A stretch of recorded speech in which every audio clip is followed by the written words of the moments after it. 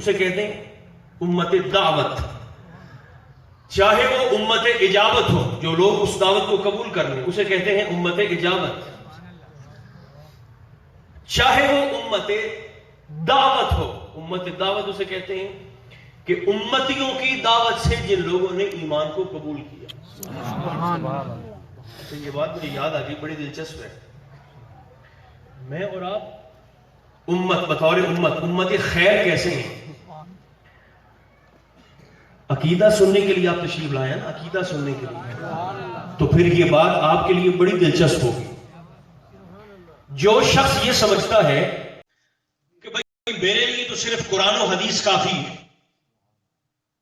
مزید سادہ کرتا ہوں، صرف قرآن چاہیے مجھے اور فقط حدیث رسول چاہیے، صحیح حدیث اور قرآن مقدس میرے لیے کافی ہے. آخری دوست تک اس بات پر غور فرمائیں کہ جو میں آگے عرض کرنے لگا ہوں. جس شخص کا یہ دعویٰ ہو کہ مجھے میری زندگی گزارنے کے لیے فقط قرآن اور فقط احادیث صحیحہ کافی ہیں، میرے دوستوں میں منبر مصطفیٰ پر بیٹھ کے کہنے لگا ہوں، ایسا دعویٰ کرنے والا شخص مر کے برباد تو ہو سکتا ہے، مگر میرے دوستوں قرآن و حدیث کے ذخیرے سے شرابی کے لیے وہ حد اور سزا نکال نہیں سکتا. نہیں ایس گل غور کرو چنگے انداز. سبحان اللہ. فقط قرآن و حدیث پر انحصار کرنے والا، آپ کو آپ کی فضیلت بتا رہا ہوں، امت کو امت محمدیہ کی فضیلت بتا رہا ہوں. صرف قرآن و حدیث پر اکتفا کر کے بیٹھ جانے والا مر تو سکتا ہے، فنا تو ہو سکتا ہے، ختم ہو سکتا ہے، قیامت آ سکتی ہے، مگر قیامت کی صبح تک شرابی کی سزا مجھے اور آپ کو قرآن و حدیث سے نکال کر نہیں دے سکتا. سبحان اللہ. شرابی کی سزا کا تعین حضور کی امت نے کیا ہے. آپ کو پتا ہے اس بات کا؟ شرابی کی شرعی سزا کتنی ہے؟ 80 کوڑے. جاگتے رہیں. سزا کتنی ہے؟ بھئی زور سے بولیے نا. مہربانی جناب. 80 کوڑوں کی سزا نہ تو قرآن میں ہے نہ ہی احادیث صحیحہ میں ہے. یہ امت مصطفیٰ کا فیصلہ تھا جسے اللہ رسول نے قیامت تک آنے والے صاحبان ایمان میں جاری فرما دیا. وہ کیسے ہے وہ بھی آپ کو عرض کر دیتا ہوں تاکہ یہ بات رہ نہ جائے. زمانہ فاروق اعظم ہے رضی اللہ تعالیٰ عنہ، آپ نے شورا کو بلایا، کابینہ کو، سرکار فاروق اعظم نے اس مسئلے پر کہ بھئی شرابی کی شرعی سزا ہونی کیا چاہیے. صحابہ نے مختلف اپنی اپنی باری پہ ہر کوئی کلام کرتا رہا، بولتا رہا. چلتے چلتے سرکار مولا علی شیر خدا کی باری بھی آئی. آپ بھی کھڑے ہو گئے. سرکار فاروق نے کہا علی آپ کیا فرماتے ہیں، آپ بھی اپنی رائے اور مشورہ دیجیے. علی کی بصیرت دیکھیے. علی فرماتے ہیں امیر المومنین میری نظر میں شرابی کی سزا 80 کوڑے ہونے چاہیے. سننا کتنے کوڑے؟ 80. ٹھیک ہے لیکن وہ اس کی وجہ کیا ہے؟ 80 کوڑا کیوں ہونا چاہیے شرابی کی سزا؟ بصیرت علی دیکھیے. فرمایا اس لیے کہ اللہ پاک قرآن مقدس میں ارشاد فرماتا ہے والذین یرمون المحصنات، وہ لوگ جو پاک دامن عورتوں پر تہمت لگاتے ہیں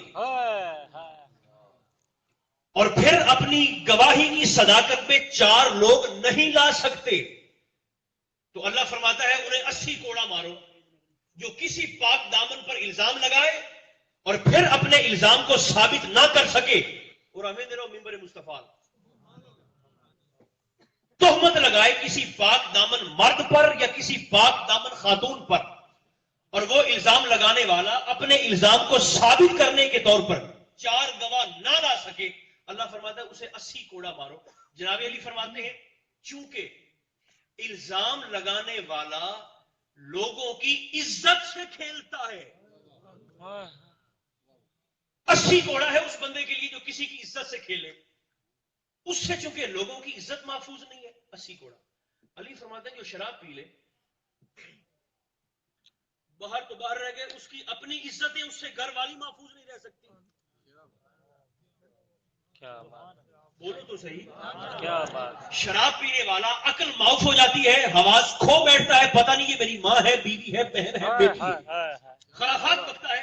بصیرت علی دیکھیے, امت محمدیہ کا اعجاز دیکھیے.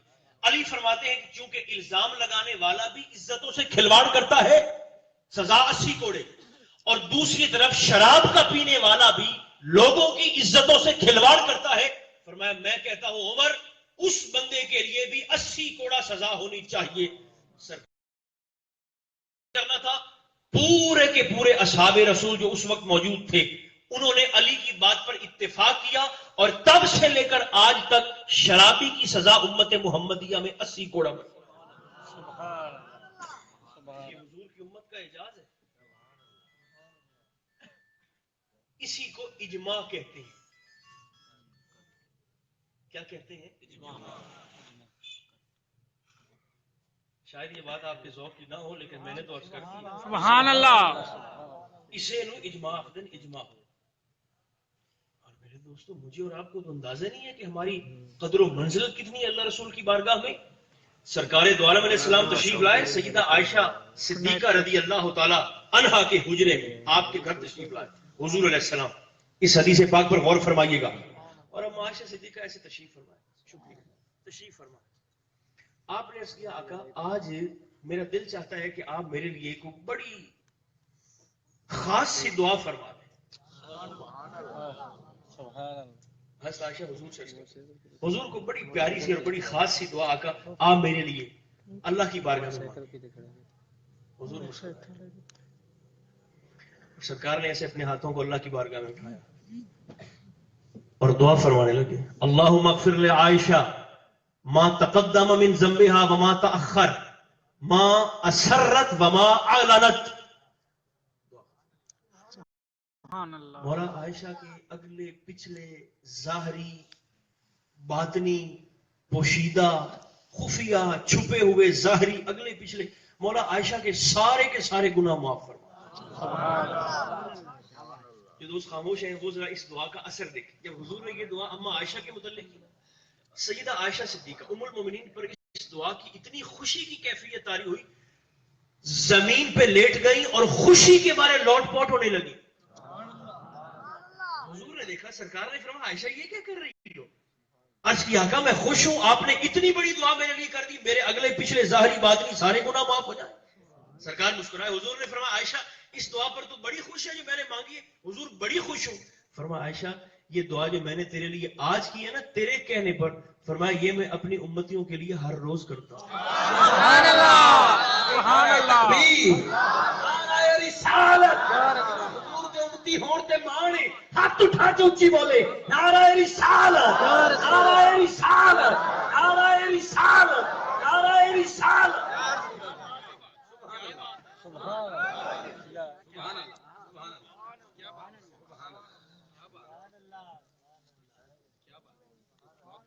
جن لوگوں کی سیرت الرسول 40 سال کے بعد سے شروع ہوتی ہے, میرے نوجوان بھائیوں ذرا اس بات پر غور فرمانا, جن لوگوں کی سیرت الرسول 40 سال کے بعد سے شروع ہوتی ہے انہیں تو ویسے ہی شرم سے ڈوب کے مر جانا چاہیے. سبحان اللہ. رسول خدا نے کیا صرف تمہیں مصلی دیا ہے؟ کیا تمہیں تمہارے سروں کے لیے حضور نے صرف دستاریں دی ہیں؟ تمہاری روزی میں برکت کے لیے حضور نے کیا تمہیں صرف وظائف اور چلے اور مسجدیں دی ہیں؟ فتح مکہ کے موقع پر ہمارے کچھ مولوی صاحبان کو, اہل و سنت کے مولوی صاحبان کو فتح مکہ کے موقع پر خدا کا خوف کرو, اگر تمہیں فتح مکہ کے موقع پر صحابہ کا لشکر نظر آتا ہے تو تمہیں سہن کعبہ میں لا تثریب علیکم اليوم کا فرمان مصطفیٰ نظر نہیں آ رہا؟ اشاعت دین کو تلوار کے ساتھ نتھی کر کے تم اغیار کے عقیدے کو مضبوط کر رہے ہو کہ صحابہ کا جس بستی پر دل چاہتا تھا چڑھ دوڑتے تھے. اس جملے پر غور فرمائیے گا, دین کی اشاعت اخلاق مصطفیٰ سے ہوئی ہے, دین کی حفاظت صرف تلوار مصطفیٰ سے ہوئی ہے. دوستو دوستو ایسے نہیں، اگر سمجھ رہے ہو تو پھر زور سے بولو سبحان سبحان اللہ اشاعت کا تعلق تلوار کے ساتھ نہیں ہے، اس بات پر غور فرمانا. اشاعت دین کا تعلق تلوار کے ساتھ نہیں ہے، حفاظت دین کا تعلق تلوار کے ساتھ ہے. سادہ لفظ گزارش ہے دین تلوار نال نہیں پھیلا، حضور دے پیار نال پھیلا، حضور کے پیار سے. حفاظت تلوار سے ہوئی ہے.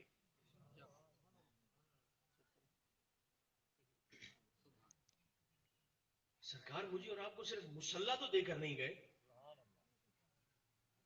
بظاہر اگر میری دستار بھی ہو، بظاہر میری داڑھی بھی ہو، حلیہ بھی میرا ٹھیک ٹھاک صوفیانہ ہو، لوگوں پر میرے حلیے کا اثر بھی بڑا پڑتا ہو، لیکن میرے بیلیوں اگر محلے والے بیٹھ کے میری جان کو روتے ہو تو پھر مجھے خدا کا خوف کرنا چاہیے کہ نہیں کرنا چاہیے؟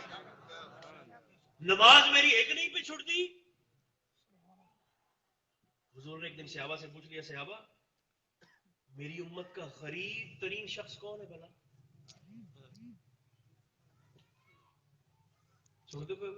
سبحان اللہ.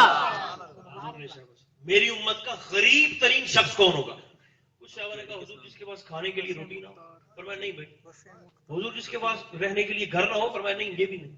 حضور جو پردیسی ہو، مسافر ہو، اجنبی ہو، کہیں اور شہر. فرمایا نہیں یہ بھی نہیں. حضور تو پھر آپ کی امت کا سب سے غریب ترین شخص کون ہوگا؟ حضور نے فرمایا میری امت کا غریب ترین شخص وہ ہوگا جو قیامت کے دن بڑے بڑے اعمال لے کے آئے گا. نمازیں بے شمار، طواف بڑے، سخاوت بڑی، روزے بے تحاشا، فرضی بھی نفلی بھی، لیکن حضور فرماتے ہیں اس نے حقوق العباد کو برباد کیا ہوگا. سبحان مخلوق خدا کے ساتھ اس کا رویہ اس کی زندگی میں اچھا نہیں رہا ہوگا. یہ پیار کرنا چاہتے ہو کسی نال تو زندگی دے وچ کر لو. مرنے کے بعد یہ احسان کرنے کی حاجت نہیں ہے کہ بھی بڑا نیک بندہ تھا. فرمایا بڑے بڑے اعمال لے کے آئے گا، بڑے بڑے اعمال، لیکن حقوق العباد اس نے تباہ کیے ہوں گے. اور جب وہ میزان پہ آئے گا نا، ترازو پہ، یہ میرے بھائی کو جگہ، سبحان اللہ. میزان پہ جب آئے گا ترازو پہ، اعمال تولے جائیں گے، بڑیاں نیکیاں، فرشتے کہیں گے مولا بڑی نیکی ہے، لیکن جن لوگوں سے اس نے زیادتی کی ہوگی حضور فرماتے ہیں وہ بھی سارے کے سارے آ جائیں گے، مولا اس نے زیادتی کی ہمارے ساتھ. فرشتے کہیں گے مولا اب کیا کرنا ہے؟ اللہ فرمائے گا اس کی نیکیاں اس کی زیادتیوں کے بدلے میں ان کو دینا شروع کرو. آپ اگر ممبر مصطفیٰ کی طرف دیکھتے رہیں گے نا پھر آپ کو نیند نہیں آئے گی. سبحان اللہ. ایسے نیچے دیکھیں گے نا، چونکہ محفل مراقبہ تو ہے نہیں، جلسے کی محفل ہے، سننا پڑتا اور پھر بولنا بھی پڑتا.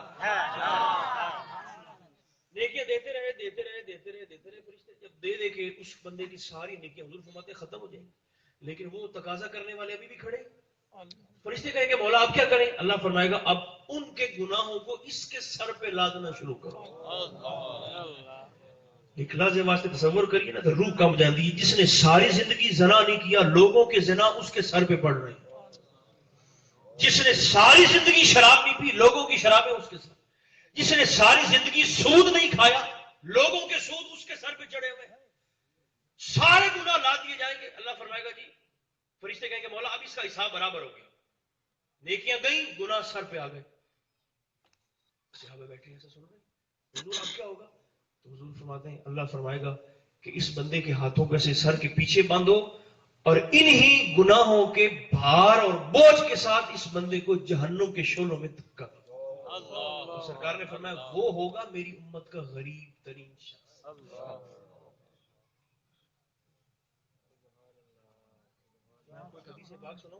سبحان اللہ. سبحان اللہ. سبحان اللہ. سبحان اللہ. حضور نے صحابہ سے فرمایا صحابہ تو میں افضل ترین صدقہ نہ دساں؟ سبحان اللہ. سبحان اللہ. افضل ترین صدقہ. حضور بسم اللہ ارشاد فرمائے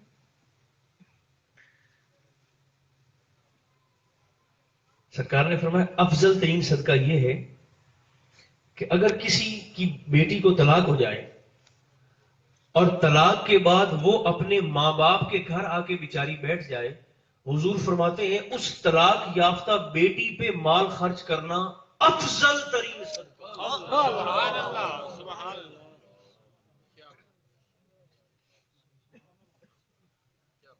مخلوق خدا کا بھلا نہیں ہے میرے دوستو تو مصلے کام نہیں آئیں گے، پیشانی کے محراب کام نہیں آئیں گے. اگر میرا میلاد النبی میں آنا مجھے نہیں سدھار سکتا میرے دوستو تو یہاں بیٹھنے سے بہتر ہے میں بستر پہ سو جاؤں.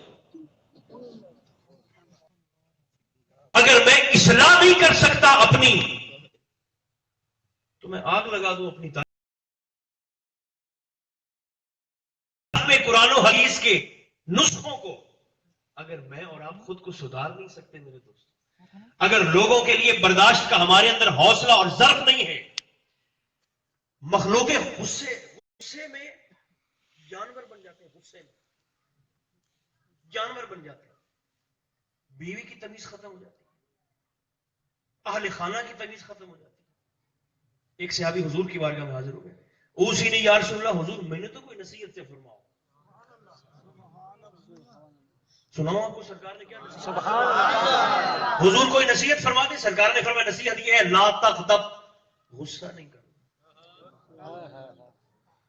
آج اگر کسی کا بی پی شوٹ کر جائے اور وہ بہاڑی جائے ڈاکٹر صاحب کے پاس تو ڈاکٹر صاحب پہلا سوال یہ کرتے ہیں تو گڑا کبڑیندہ تو نہیں ہے نا. میڈیکل سائنس آج بتا رہی ہے، حضور نے 1500 سال پہلے ارشاد فرما دیا تھا. سنتے رہیں لا تغضب، حضور کا فرمان صرف فرمان نہیں ہے، میرے اور آپ کے لیے حکم کا درجہ رکھتا ہے. سرکار نے فرمایا غصہ نہیں کرنا. انہوں نے سمجھا کہ ٹھیک ہے سرکار نے فرما دیا. دوبارہ عرض کیا اس نے حضور کوئی اور نصیحت. وہ نبی ہی کیا جو نیتوں کا حال نہ جانتا. حضور نے دوبارہ وہی بات فرمائی، فرمایا لا تغضب، دوبارہ بھی وہی نصیحت ہے، غصہ نہیں کرنا. انہوں نے تیسری بار پھر حضور کوئی اور نصیحت. محبوب فرمانے لگے لا تغضب ولک الجنہ، فرمایا غصہ نہ کرنے کی ضمانت تو مجھے دے دے اور اپنی جنت کی ضمانت مجھ محمد سے ابھی لے.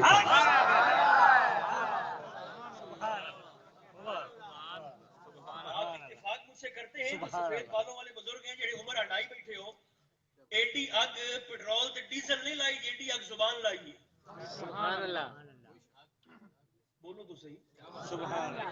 کوئی سارے علاقے والے ہی ہونا، محلے والے ہی ہونا، پیار والے ہی ہونا، سارے ایک دوسرے کے ساتھ.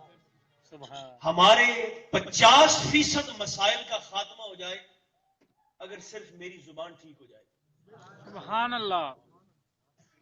50% ہمارے مسائل کا ہی خاتمہ ہو جائے. اہل خانہ حضور نے جناب سعد سے مخاطب ہو کر فرمایا تھا، فرمایا سعد، اور یہ سعد حضور کے وہ صحابی ہیں جب بھی صحابہ نے حضور سے کلام کرنا ہوتا صحابہ حضور سے بات کرنے سے پہلے عرض کرتے فدا کا ابی و امی یا رسول اللہ، حضور آپ بھی ہمارے ماں باپ قربان ہو جائیں. سبحان. جن کا موڈ اچھا ہے زور سے بولیں تو صحیح. لیکن سعد حضور کے وہ صحابی ہیں میدان احد میں حضور نے 100 مرتبہ، پورے 100 مرتبہ حضور نے سعد سے فرمایا تھا سعد ارمی یا سعد فدا کا ابی و امی. حضور نے فرمایا سعد ان کافروں کو اور تیر مارو، تجھ سعد پر مجھ محمد کے ماں باپ قربان ہو جائے. یہ ہے وہ سعد. حضور نے فرمایا سعد آج میں تینوں سارے دین کا خلاصہ نہ دساں، سارے دین کا نچوڑ بتاؤں. حضور بسم اللہ. حضور نے فرمایا سعد سارے کے سارے دین کا نچوڑ. اب جیسے حضور نے سعد کو کر کے دکھایا میں آپ کو کر کے دکھا دیتا ہوں. سارے دین کا نچوڑ بتاؤں. حضور بسم اللہ ارشاد فرمایا. سرکار نے فرمایا سعد سارے دین کا نچوڑ یہ ہے.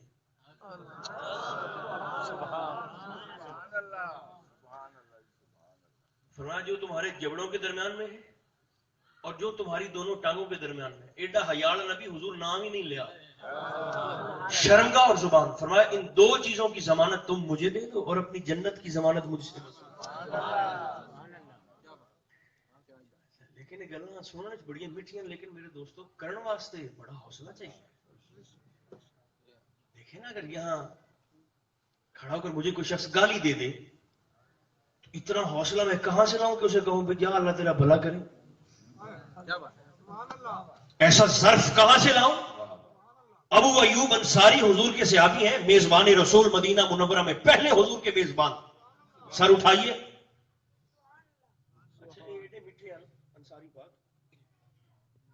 کہ کامران میاں لوگ آپس میں شرطیں لگا کے جاتے تھے کہ دیکھنے انصاری پاک نو تو غصہ دوا سکنا ہے کہ نہیں دوا؟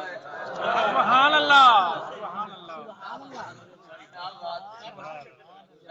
ایک دن بازار میں جا رہے ایک نوجوان، اس نے بھی ایسی کسی شرط لگا لی، ایسے جا رہے ہیں بازار میں چل رہے ہیں، وہ نوجوان آیا اور اس نے یہاں سے آپ کو پکڑ لیا، ایسے حضور کے صحابی کو ایسے پکڑ لیا، گل بھی کوئی نہیں تھی، سرکار کے صحابی نے آخر ہے آپ اگر مجھے ایک سنائیں گے نا تو بدلے میں 10 سنیں گے مجھ سے،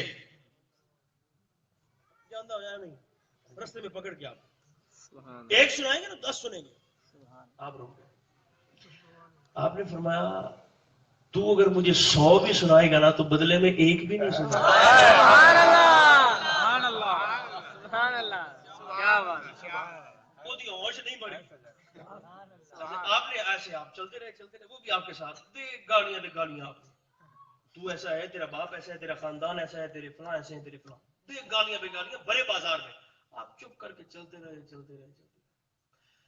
جب آپ کا قبیلہ، آپ کا شہر آگے آنے لگا نا قریب، تو سرکار ابو ایوب انصاری پاک رک گئے، وہ بھی رک گئے، اور آپ نے فرمایا میرے بھائی آگے میرا قبیلہ ہے، میری خاندان والے آگے رہائش رکھتے ہیں اور مجھے اپنا سردار بھی مانتے ہیں، صحابیوں نے کے ناطے میری عزت بھی کرتے ہیں، اور تو جو مجھے گالیاں دے رہا ہے، ابو ایوب سے کہتے ہیں ایسا نہ ہو کہ تیری گالیاں سن کر وہ میری وجہ سے تجھے تکلیف پہنچائے۔ سبحان اللہ آپ فرماتے ہیں کہ میں 10 منٹ اتھائی کھلو جانا جی تیریاں رہ گئی ہیں نا، وہ اتھائی سبحان اللہ سبحان اللہ میں رک کے انتظار کر لیتا ہوں، ٹھہر جاتا ہوں، انتظار کر لیتا ہوں، آگے نہیں آتے تیری پھینٹی نہ لگ جائے، شہید پوری کر لے اپنی جو تیری رہ گئی ہے باقی کا۔ آپ نے یہ فرمایا گر پڑا آپ کے قدموں، آپ نے اٹھایا سینے سے لگایا، اور ایک بات اسے فرمایا میرے بھائی آگے بہت بڑا امتحان آنے والا ہے، موت کی صورت، گھاٹی آنے والی ہے بہت بڑی، فرمایا اگر تو وہ گھاٹی میں کامیابی سے عبور کر گیا تو تیری گالیوں کا میری صحت پہ کیا اثر، اور اگر میں اس امتحان میں پھنس گیا اور گھاٹی میں گر گیا تو فرمایا رو پڑے، فرمایا میں پھر تیری دی ہوئی گالیوں سے کہیں زیادہ کا مستحق ہوں، کہ تو نے مجھے دی ہے نا، میں ان سے بھی پھر کہیں زیادہ گالیوں کا مستحق ہوں اگر میں اس آنے والے امتحان میں کامیاب نہ ہو سکا۔ ایک گل میں اہمیت نہیں کر چھوڑی میرے دوستوں، صحابہ کوئی لوہے کے انسان تو نہیں تھے، گوشت پوست کی بنے تھے، مگر حضور کی تربیت کا اثر تو دیکھیے۔ عمر بن عبدالعزیز رضی اللہ تعالیٰ عنہ بادشاہ تھے، بادشاہ شہزادے یا پھر شہزادے، درویشی سے پہلے جب شہزادے خوشبو استعمال کرتے تھے لاجواب، اور اتنی خوشبو استعمال کرتے ہیں، کستوری اتنی پسند ہے کہ جب آپ کستوری لگاتے تھے تو آپ کی داڑھی پر سفید نمک کی طرح کستوری لگی ہوئی دیکھنے والوں کو محسوس ہوتی تھی،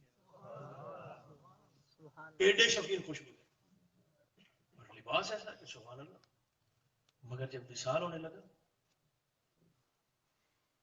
100 اونٹ آپ کا سامان اٹھا کر چلتا تھا، ایڈے شہنشاہ، مگر جب وصال ہونے لگا تو سرکار عمر بن عبدالعزیز کے سالے نے اپنی بہن سے کہا، آپ کی زوجہ سے، میں سناؤں آپ کو موڈ ہے؟ انہوں نے کہا بہن آپ علیل ہیں تو لوگ پوچھنے کے لیے آ رہے ہیں امیر المومنین کو، آپ ایسے کریں کہ ان کا لباس آپ تبدیل کر دیں، کپڑے میلے ہیں تبدیل کر دیں، ترائے بر اعظم دے وزیر اعظم، کوئی تماشا نہیں ہے۔ عمر بن عبدالعزیز ایک دن گھر آئے، یاد آ گیا مجھے، گھر آئے تو آپ کی بیٹیاں ایسے منہ پہ دوپٹہ رکھ کے آپ سے باتیں کر رہی ہیں، ایسے